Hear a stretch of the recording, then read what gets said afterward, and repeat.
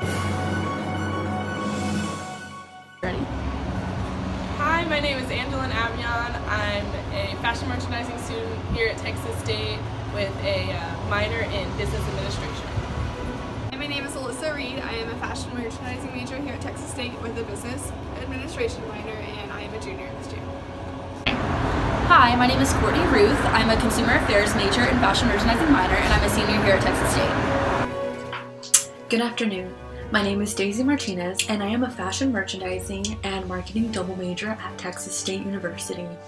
Today we have a very special report. My team and I have been wanting to investigate JCPenney for a very long time now. There's been a lot of talk about losing their consumers, and we wanted to address this problem. We specifically wanted to investigate why millennials were not shopping at JCPenney as often as we wanted to see them. And we wanted to come up with a solution of how to increase sales and generate in-store traffic. So, when we think about millennials, the first thing that comes to mind is social media. So we decided to check out how JCPenney was using their social media to influence its target market, which seems to be millennial moms. As you can see here, they have a wide variety in their posts. They post fashion content, of course the new Tracy Ellie Ross collection, JCPenney home goods, some styling and fashion tips, and of course we also have the JCPenney photo lab where the millennial mom would take her family. With Twitter, we thought it would be very different, but it's actually some of the same content that we had already seen on Instagram. We do see that they had retweeted some things from famous athletes, maybe to grab more attention to their lines. But overall, we see Tracy Ellie Ross again, the boots, home stuff, cooking recipes, of course, Project Runway, which has just debuted in JCPenney, which is super big and I think could attract a lot of millennials to their store. We see the Project Runway videos. We see that they've retweeted some things about the American Cancer Society.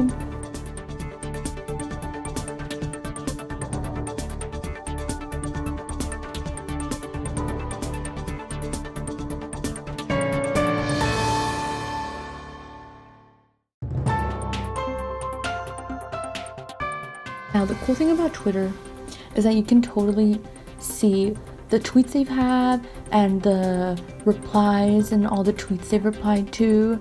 So we do see that they are very active on Twitter. We see most of these things are a day old. They're always commenting on people, that they're excited, that they love what they're wearing. We see the family. And overall, I think it's a great way to interact with the consumer on Twitter because you don't really get that on Instagram. And I see that they try to help people who don't get their orders or want a different order. first created a couple of focus groups to gain insight from millennials themselves as why they weren't going into stores as often. The following is what we discovered.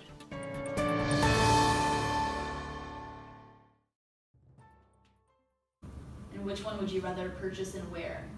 The loft one because This one? Yeah, Okay. because it's trendier, but yet it's still somewhat classy. Like it has its trendy pieces, but it also has its classy pieces. Whereas the right one just has straight classic pieces. Okay, perfect. So the reason we're asking you this is because the brand on the right is a new brand from Target that's specifically targeting the millennial customer, like, you know, our age, kind of like going into the business world kind of thing. And this is a brand from JCPenney that's kind of trying to do the same thing. Okay. So that's why we're asking you that. Honestly, I we never really shopped there growing up, but like when I did, I just saw like the older crowd go in there. I felt like it was the more mature or like old lady department store than Dillard's. Dillard's I felt like was the trendier, Okay. more for us. After finishing the focus group and gathering some information about millennials and their shopping habits, we decided to actually go to the store and see what was going on. See if the clothes were actually for a more mature crowd. And we also decided to check out Sephora while we were there and InStyle, since we were trying to bring all these customers and try to make them loyal JCPenney shoppers.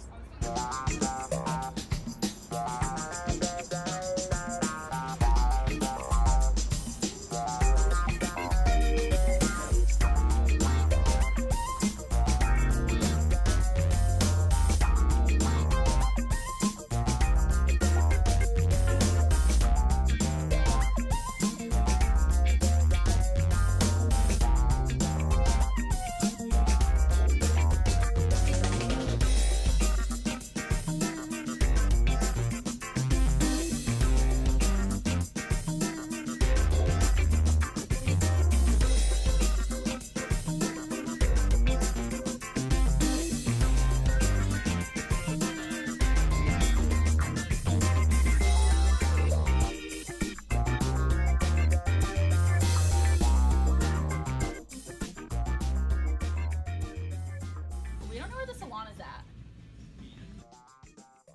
Found it!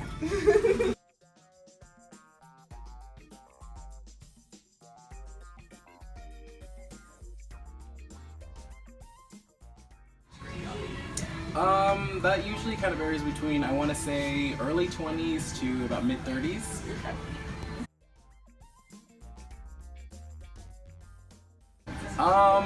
That's a little harder to, I guess, specify. I would say on the daily, we actually more so get the more mature crowd.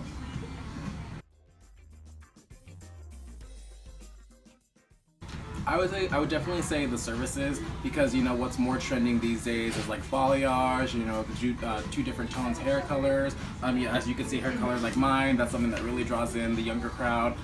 Products do some type of advertising, but not as much as you think it would. We got some advertising boards that were changing our name from JCPenney Salon to InStyle Salon. Yeah, we saw it out there. Yeah, at the front of the store. We are preparing for that, but I'm not sure when that's fully going to get integrated. I think that's going to be like maybe mid-November that will make the whole switch finally. Okay.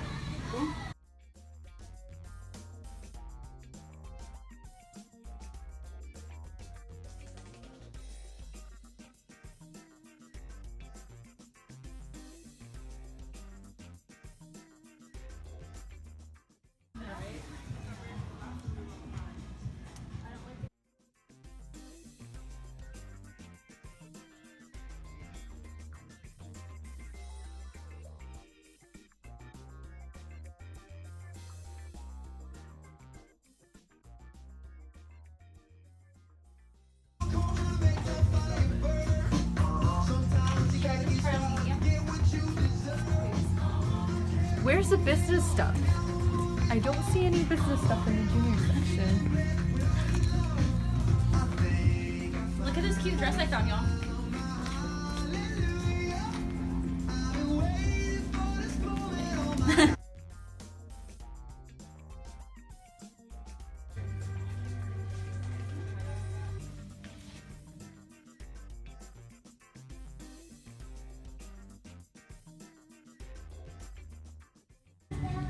I don't know what business casual shirt to do.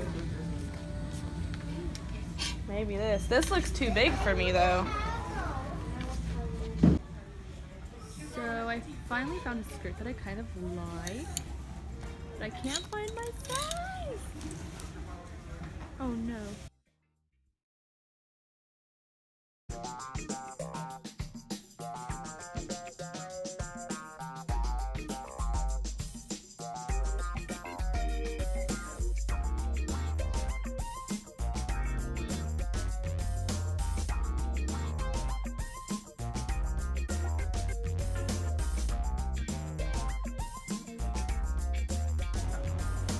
We found that being our age, right around early 20s, it's hard for us to find clothing that fits us and fits the styles that we're looking for, because all there is to offer is juniors and women's, and we're kind of in between.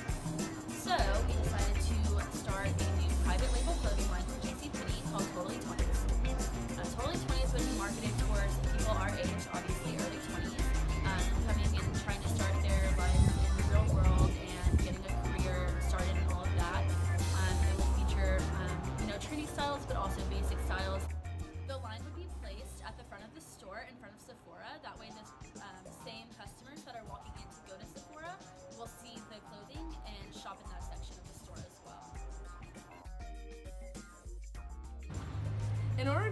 our new private label Totally 20s, we decided to do a fashion show. In this fashion show, the models will get hair done by InStyle and makeup done by Sephora.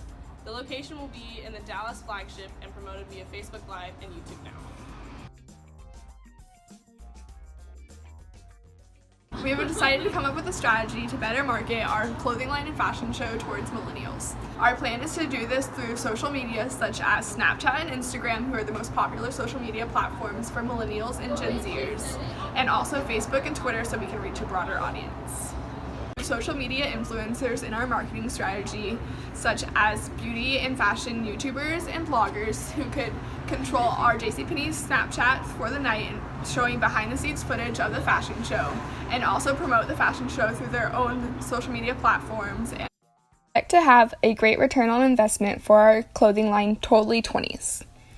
We have estimated a total cost of around $400,000 for our first 60,000 items of purchase. With a markup of 52% on our purchase, we would make $756,230 for our first order. The U.S. Department of Labor blog states that millennials spend $1,708 on clothing per year.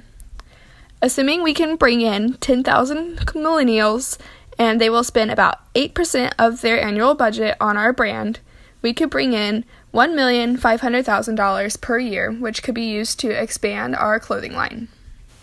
With a 52% markup, a shirt costing us $5 to produce would cost $10.41 at retail, which could round up to $10.50. The millennials we interviewed in our focus group were willing to spend between $10 and $20 on a shirt. At this price, we would be able to buy shirts at cost value of $5 to $10. The cost of marketing on Instagram, reaching 4 million people in the Dallas, Texas area, is $5 per CPM and would be a total of $20,000. JCPenney will host a contest on their Instagram, allowing fans to post their favorite JCPenney look with the hashtag of the new clothing line in order to win a $100 gift card to 3 lucky winners, which would be a cost of $300. The cost of influencers would be a total of $25,000, $5,000 per fashion blogger and fashion YouTubers. Facebook ads will cost $150 a day for 28 days, which would be a total of $5,600. A sponsored local geofilter for Dallas, Texas area for a 3-day period would be around $1,500, and separate ones targeting markets in LA and New York will range from $1,500 to $2,000. The marketing will bring in approximately $131,000 minus $31,000 for a total of 100,000 millennials, taking in consideration that some will be reached on multiple platforms.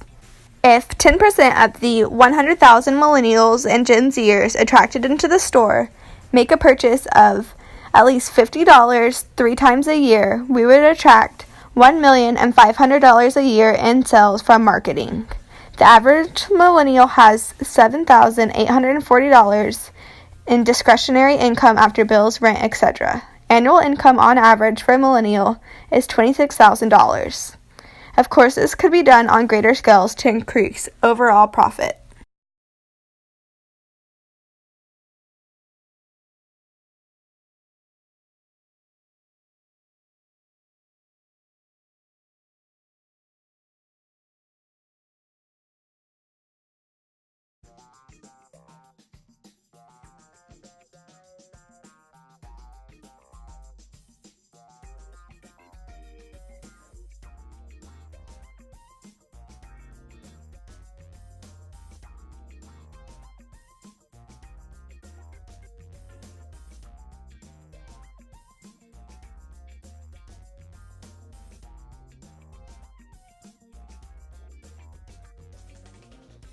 So based on our research with the focus groups and the in-store visits, we decided to make the marketing plan our big umbrella.